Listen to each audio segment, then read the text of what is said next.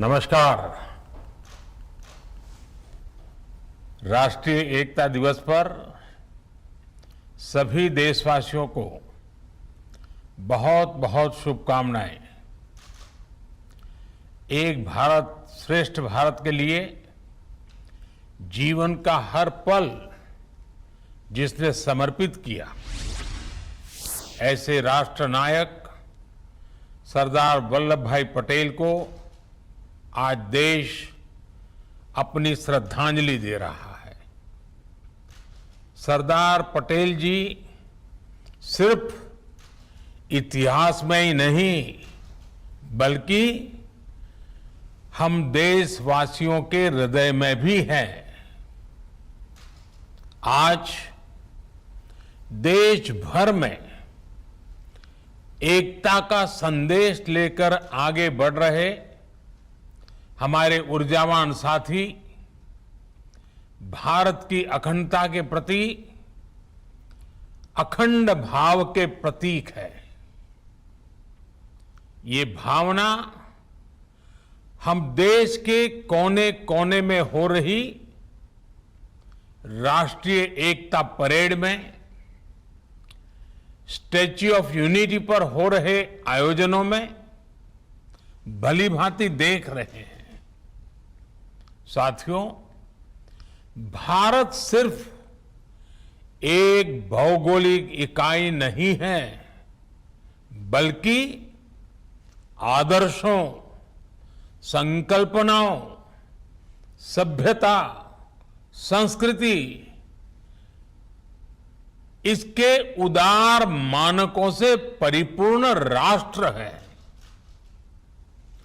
धरती के जिस भूभाग पर हम 130 करोड़ से अधिक भारतीय रहते हैं, वो हमारी आत्मा का, हमारे सपनों का, हमारी आकांक्षाओं का अखंड हिस्सा है। सैकड़ों वर्षों से भारत के समाज में, परंपराओं में लोकतंत्र की जो मजबूत बुनियाद विकसित हुई, उसने एक भारत की भावना को समृद्ध किया है। लेकिन हमें यह भी याद रखना है कि नाव में बैठे हर मुसाफिर को नाव का ध्यान रखना ही होता है। हम एक रहेंगे तभी आगे बढ़ पाएंगे।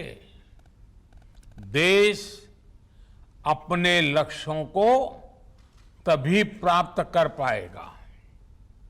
साथियों, सरदार पटेल हमेशा चाहते थे कि भारत सशक्त हो, भारत समावेशी भी हो, भारत संवेदनशील भी हो और भारत सतर्क भी हो, विनम्र भी हो, विकसित भी हो।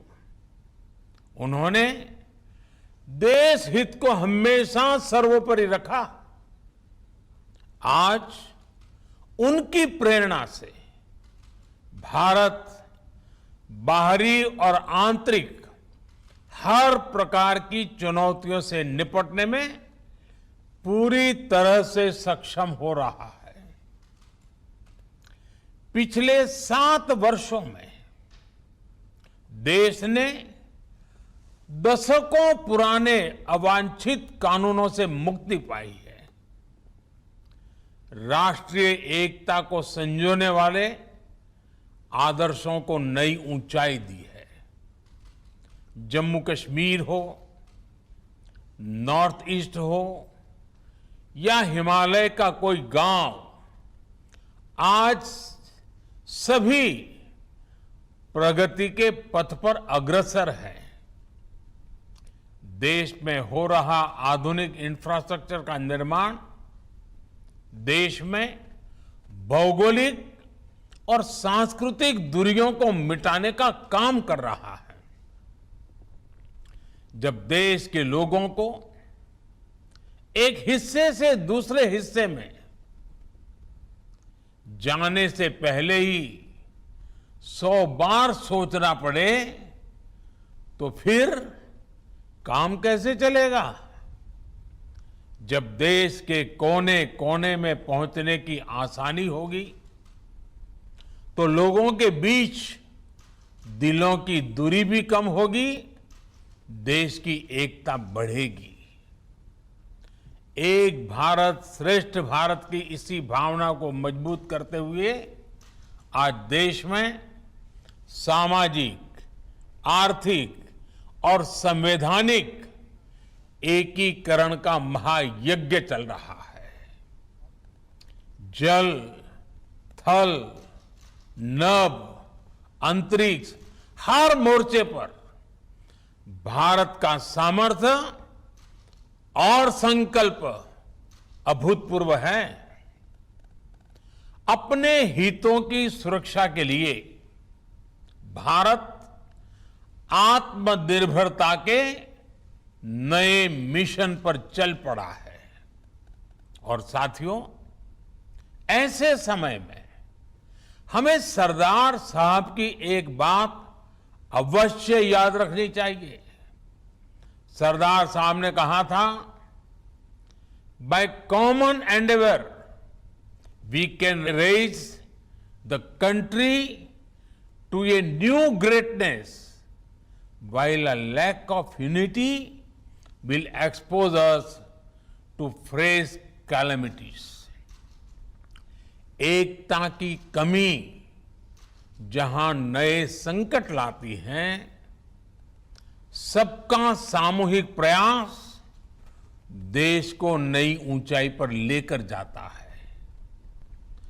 आजाद भारत के निर्माण में सबका प्रयास जितना तब प्रासंगिक था, उससे कहीं अधिक आजादी के इस अमृत काल में होने वाला है। आजादी का यह अमृत काल विकास की अभूतपूर्व गति का है, कठिन लक्ष्यों को हासिल करने का है।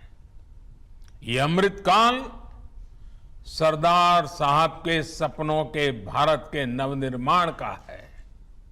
साथियों, सरदार साहब हमारे देश को एक शरीर के रूप में देखते थे, एक जीवंत इकाई के रूप में देखते थे। इसलिए उनके एक भारत का मतलब ये भी था कि जिसमें हर किसी के लिए एक समान अवसर हो।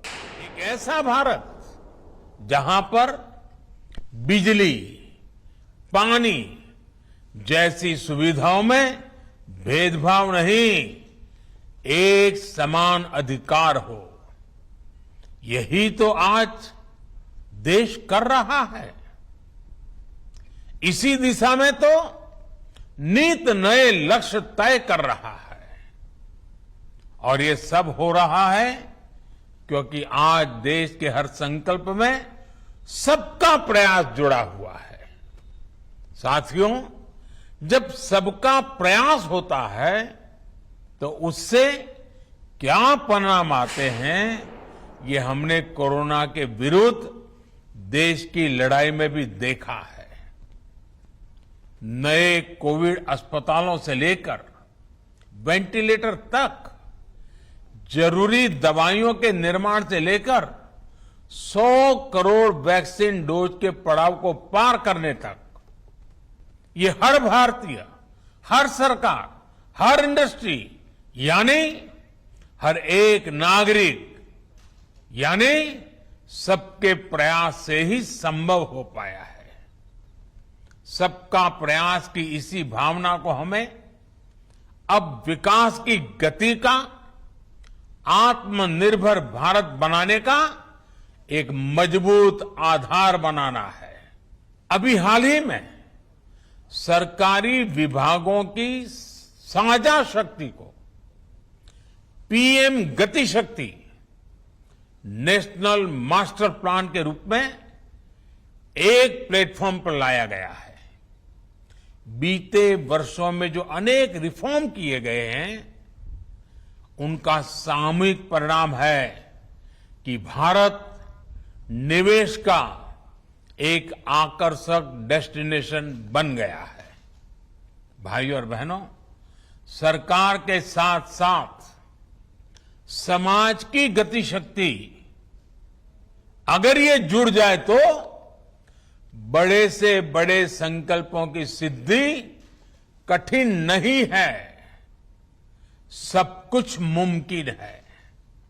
और इसलिए आज जरूरी है कि जब भी हम कोई काम करें तो ये जरूर सोचें कि उसका हमारे व्यापक राष्ट्रीय लक्ष्यों पर क्या असर पड़ेगा।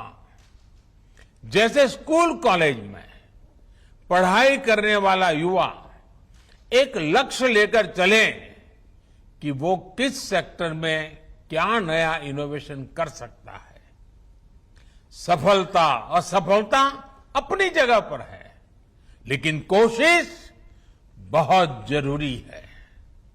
इसी प्रकार जब हम बाजार में खरीदारी करते हैं तो अपनी पसंद नापसंद के साथ साथ ये भी देखें कि क्या हम उससे आत्मनिर्भर भारत में सहयोग कर रहे हैं या हम उसे उल्टा कर रहे हैं। भारत की इंडस्ट्री भी विदेशी रॉ मटेरियल या कंपोनेंट्स पर निर्भरता के लक्ष्य तय कर सकती है। हमारे किसान भी देश की आवश्यकताओं के अनुसार नई खेती और नई फसलों को अपनाकर आत्मनिर्भर भारत में भागीदारी मजबूत कर सकते हैं। हमारी सहकारी संस्थाएं भी देश के छोटे किसानों को मजबूत करें।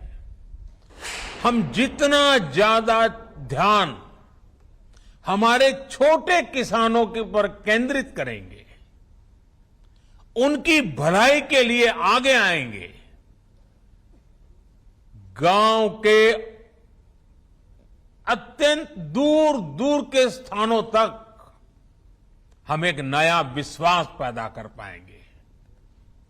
और हमें इसी दिशा में संकल्प लेने के लिए आगे आना है।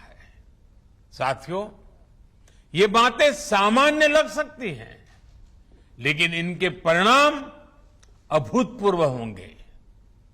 बीते वर्षों में हमने देखा है कि छोटे समझे जाने वाले स्वच्छता जैसे विषयों को भी जन भागीदारी ने कैसे राष्ट्र की ताकत बनाया है। एक नागरिक के तौर पर जब हम एक भारत बनकर के आगे बढ़े तो हमें सफलता भी मिली और हमने भारत की श्रेष्ठता में भी अपना योगदान दिया। अब हमेशा याद रखिए, छोटे से छोटा काम भी महान है अगर उसके पीछे अच्छी भावना हो। देश की सेवा करने में जो आनंद है, जो सुख है, उसका वर्णन शब्दों में नहीं किया जा सकता। देश की अखंडता और देश की एकता के लिए अपने नागरिक कर्तव्यों को पूरा करते हुए हमारा हर प्रयास ही सरदार पटेल जी के लिए सच्ची श्रद्धांजलि है। अपनी सिद्धियों से प्रेरणा लेकर हम आगे बढ़े, देश की एकता, देश की श्रेष्ठता को नई ऊंचाई दे। इसी कामना के साथ आप सभी को फिर से राष्ट्रीय एकता दिवस की बहुत बहुत बधाई। धन्यवाद। बहुत बहुत बहुत धन्यवाद माननीय प्रधानमंत्री महोदय आपका। हम माननीय प्रधानमंत्री महोदय के संदेश से प्रेरणा लेंगे एवं माननीय गृह मंत्री महोदय के मार्गदर्शन से संकल्पबद्ध होंगे। माननीय गृह मंत्री महोदय की गरिमामय उपस्थिति के लिए सहृदय आभार व्यक्त करते हैं। સરદાર પટેલની 146મી જન્મ જયંતિ નિમિત્તે રાષ્ટ્રીય એકતા દિવસની દેશભરમાં ઉજવણી કરવામાં આવી અને ગુજરાતમાં ખાસ કરીને કેવડિયા ખાતે ખાસ અને શાનદાર કાર્યક્રમનું આયોજન કરવામાં આવ્યું, જેમાં અમિત શાહે પણ સંબોધન કર્યું। સાથે જ પીએમ મોદી અત્યારે અહીંયા ઉપસ્થિત નહોતા, પરંતુ તેમણે વિડીયોના માધ્યમથી એક સંદેશ આપ્યો દેશને લઈને અને સરદારને યાદ કર્યા, સરદારને નમન કર્યા, તમામ લોકોને શુભકામના પાઠવી। સાથે જ કહ્યું કે સરદાર પટેલ લોકોના હૃદયમાં વસે છે અને કેવી રીતે તેમણે દેશ માટે અનેક એવા કામો કર્યા કે જેના કારણે આજે દેશ વિકાસ પણ કરી રહ્યો છે। હંમેશા તેમણે દેશને સર્વોપરી માન્યું અને અમિત શાહ દ્વારા પણ તેમને યાદ કરવામાં આવ્યા, તેમની અનેક કામગીરીને યાદ કરવામાં આવી।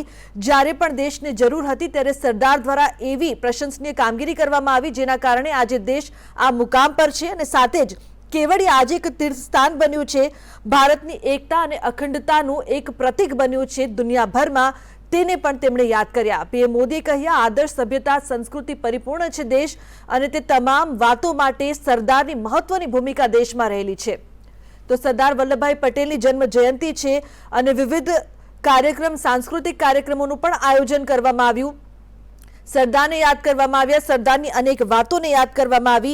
સાથે જ સરદારે કઈ રીતે દેશ માટે પ્રેરણા અને માર્ગદર્શક પૂરું પાડ્યું છે તેને લઈને પણ પોતાના સંબોધનમાં પીએમ મોદીએ પણ તે તમામ વાતોને યાદ કરી હતી।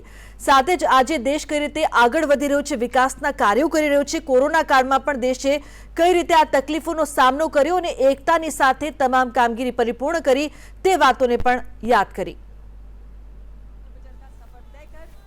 पश्चिम बंगाल से यहाँ आए हैं, यानी